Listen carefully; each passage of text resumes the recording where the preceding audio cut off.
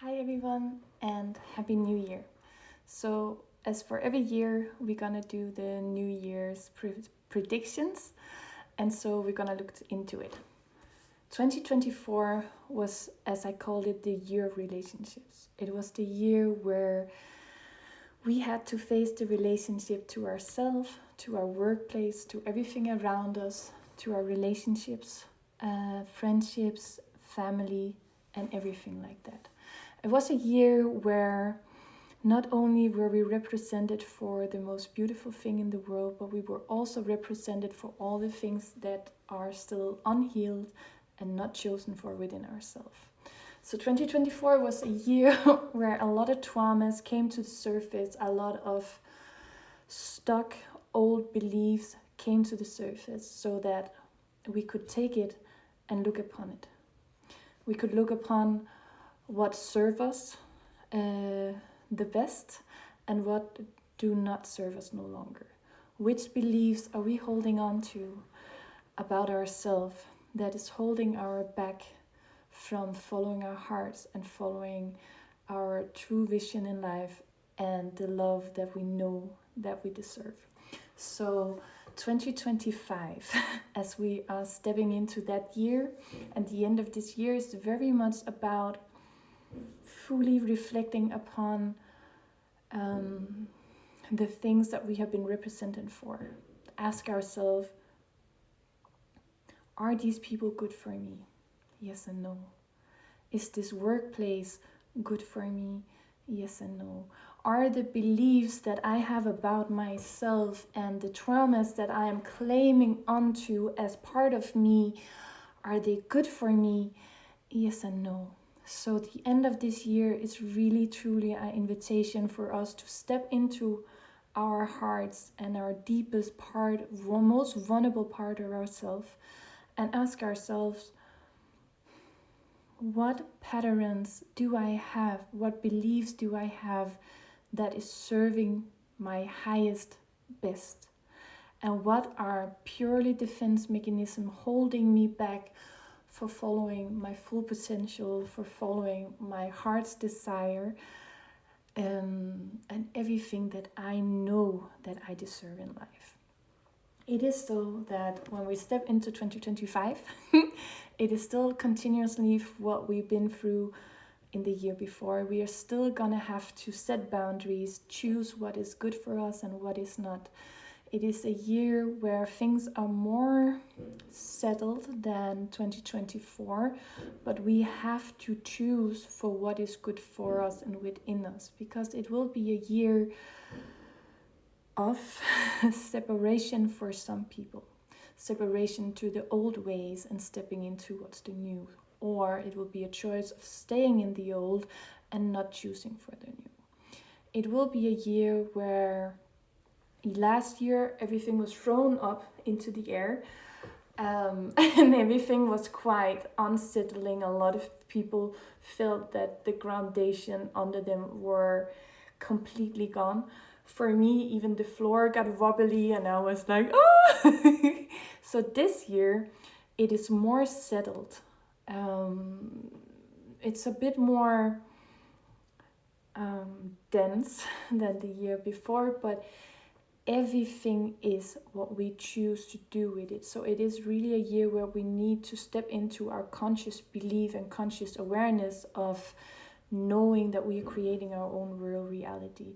And so that we take an active part in attracting towards us what is good for us and what is good for the people around us. We had years where everything was about disconnecting from everything around us, finding ourselves, etc. And then we stepped into this year where it was about relationships. It is always about relationships, that being said, but that year was also to face all the things that was still not resolved within ourselves. As we step into 2025, we are still working on relationships, especially the relationship to ourselves and the closest people to us.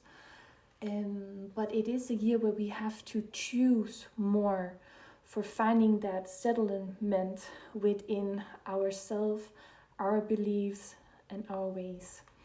For many people and a lot of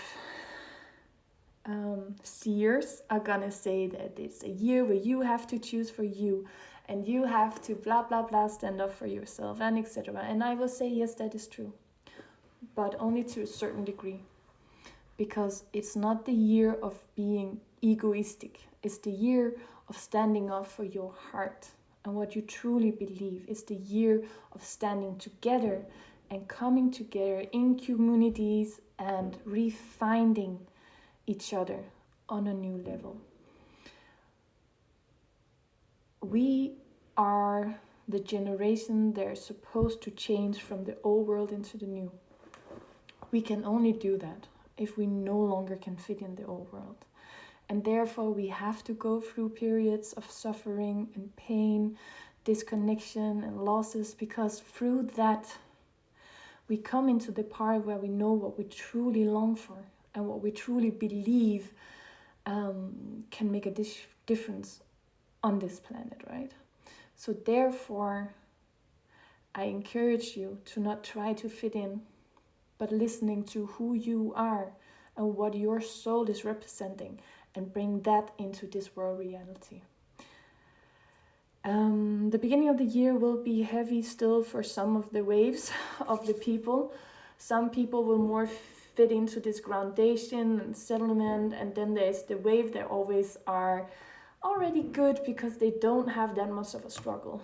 As we come in closer to the spring, everything will start lightening up, become more loose for people, and the density of the winter and the hard choices of which they have to be made are then being loosening up, and so we can enter this new part of ourselves that we are about to integrate in this reality at this time. It is, as I always say, that the light workers, light beings on the planet, have this deep desire to heal and be healed. And so there is this thing where everything is a little bit more intense for these spirits. Everything will be amplified. It is already now, because we feel the heaviness of the things that go on the planet, and where we know that we're supposed to be and not are yet. So I invite you to accept yourself just the way you are, and try to not let fear win over the love that you have in your heart and the strength you have in your vulnerability, because it is within that you are the strongest. We are here to represent something new. So it's also an invitation for you to step into whatever you believe is your reality and share that with the world. Let's stop trying to fit in and show what we are, which energy we are here to represent. And through that, we can help recreate some new ways. It is a year where the heaviness will still be around. There will still be talk about war and AI and all these financial things that still has to be running all the way to 2027. So that's part of it. We have to choose where we lie our focus. We have to choose what we believe is real and what we feel in our heart is reality, and what is purely distractions and disconnection surrounding us. We need to choose for our happiness. We need to choose for our togetherness, and we need to choose for forgiveness instead of hatreds and bitterness. We as a humans, we thrive the best when we stick together, and we work the best when we accept each other. So what we do in our everyday life, that is what God sent us here for. You have to be the change you wish to see in the world. This was the short 10 minutes long New Year speech.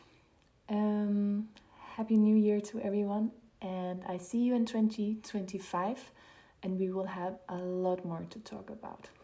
Doei doei!